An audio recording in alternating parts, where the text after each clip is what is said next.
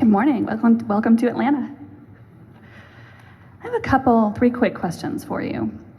My first question is, I would really like to be able to communicate with my inner being as directly as Esther can communicate with you. And I've read some of the description of how to do that you have in some of your earlier books, but I haven't really been receiving anything in a way that I can grasp or understand. And I was wondering if you could help me with that. Well, the words that we spoke earlier are really the key to what you're reaching for, because in the beginning, especially in the beginning, it is subtle. In fact, it's so subtle. Here's what happens. You have to, as our friend just said, you have to be in alignment with it in order to receive it. But when you're in alignment with it, you are it. So your ability to perceive it or to analyze it or even to evaluate it is hindered. Are you sort of following? Esther always said it was so helpful that Jerry was so excited about the conversations with Abraham, because they just felt like normal conversations to Esther while they're happening. And so the benefit of having someone else sit in while you're having the conversation is that they can do a better job of acknowledging the value of what's coming. And they can also stand in the vibrational place of asking the question. You see, the vibration of a question or something you want to know and the vibration of the answer are very different frequencies. And if you're all full of the question, then you can't hear the answer. So you have to get into this place where there is no vibration going on within you that contradicts the answer before you can receive it.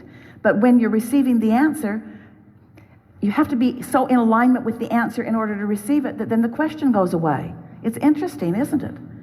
So you can't hold the question and the answer at the same time. So what we recommend, if you don't have someone that you want to play with you in that way, is let your question rest within you for a day or two. Really clarify it. Let this be the day that I clarify the question.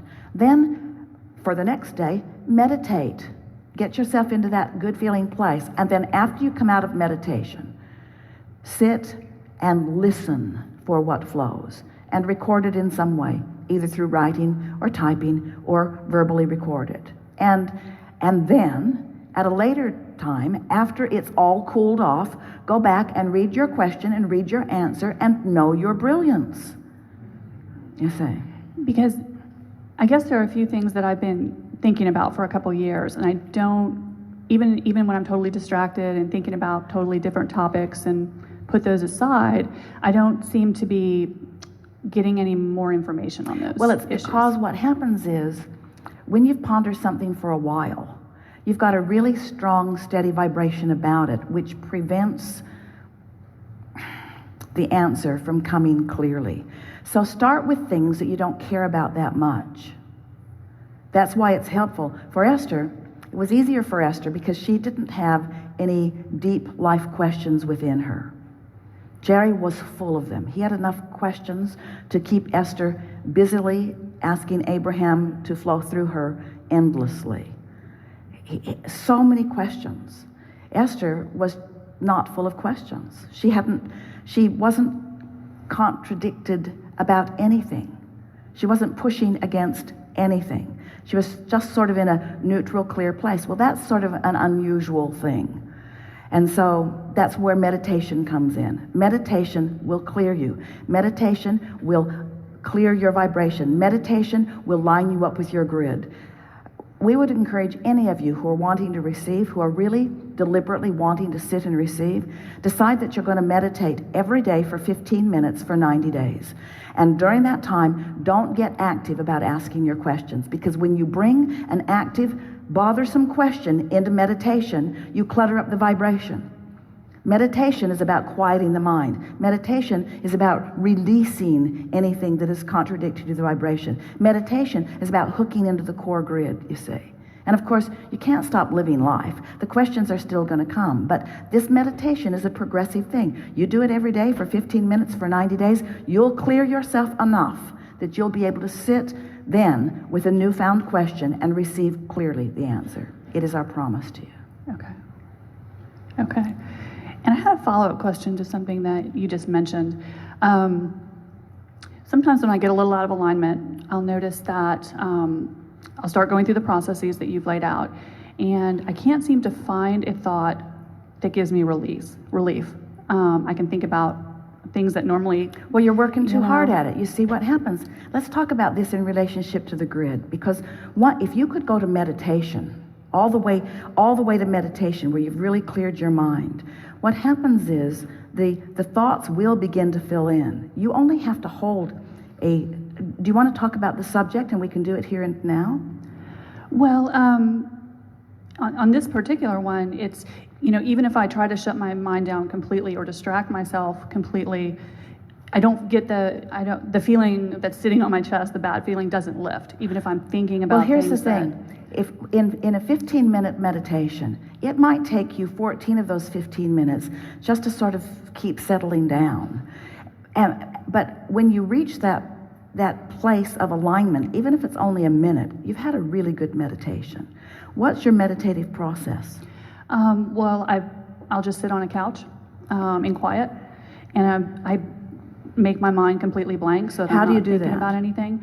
Because- Just practiced. I read your very early books, and you had laid out, a suggested way to approach it, and I tried that. So what's your favorite method? I'll just sit and close my eyes and focus on the ticking of a clock in the background, and I can get so I don't think I have any thoughts in my head where I'm almost seeing a black wall, and don't feel like I have any active thoughts, but the feeling of tension doesn't lift. The feeling of being out of alignment doesn't respond, even when I feel like I've shut my mind down But here's completely. the thing, and it's subtle. If you're aware of that feeling of tension, you haven't quieted your mind. You're focused upon the feeling of tension. You see what you're still focused upon a manifestation. So you want to just talk more. So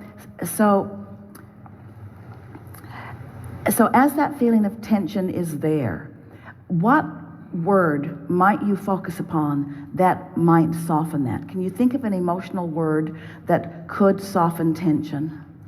I haven't found it, and so that's why Well, let's find it here. Okay. So just try to think of a word that might soften that feeling of tension. It's all right. Don't have to do it now. Looking for ease. Just feeling for ease. Got plenty of time. Don't have to do it this red hot minute. It's a progressive thing.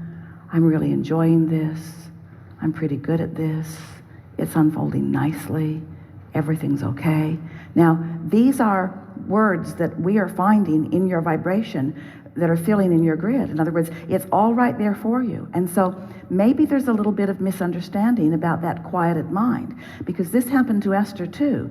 In the beginning, the instructions that she had received from Theo, who had encouraged Jerry and Esther to meditate, were quiet your mind, and when a thought comes, release the thought. So as Esther's grid began filling in, she would just breathe more deeply. She was trying to get rid of those thoughts. She didn't realize that it was the grid filling in, that it was the next logical thought, that it was the next thing coming. We were trying to get her attention for months, and she would just breathe us away and breathe us away and breathe us away and breathe us away. Your grid will fill in, you see, and you can tell as the grid fills in. You can tell as these words came. Didn't you feel that tension lifting? No. So just I've used those exact same words, expecting, that if I took away the expectation and stopped focusing on, Can you the feel feeling. a pretty obvious to us, and we're asking if it's obvious at all to you, can you feel a pretty obvious premise that is at the basis of these questions that you are asking of us? No, but I assume that there is one that I'm not seeing. Well, here's what it is. I want to be better at this than I am. That's your premise. And you can't get better when that's your premise. Here's an example. Esther asked us more times than we would even want to count. Abraham, am I speaking clearly your meaning? And every time she asked that, our answer was yes, yes, yes, yes, yes, yes, yes. And she finally asked it enough that she began hearing yes, yes, yes. But it took longer than it needed to because of self-doubt that seems to be within so many of you. In other words, the only reason you're not sure you're doing it is because you haven't consciously been doing it before, but so what? So what? You've never asked for this in a very strong way before, you see. As we said, it's subtle. You got to tune yourself to it. But we want you to stop arguing for your limitations. We want you to stop explaining that it isn't coming and start acknowledging that it is. That's what Esther is learning from her relationship with Jerry. She can't feel the delicious essence, energy that is around her all the time when she's having a moment of missing him. She can't focus upon what isn't and feel what is at the same time, you see. And it's exactly the same thing that we're talking about. You can't pick out this little nugget that says, I'm not sure if I'm getting this, and get it. You have to start looking for the nuggets that you are getting it, and there are plenty of them, you see.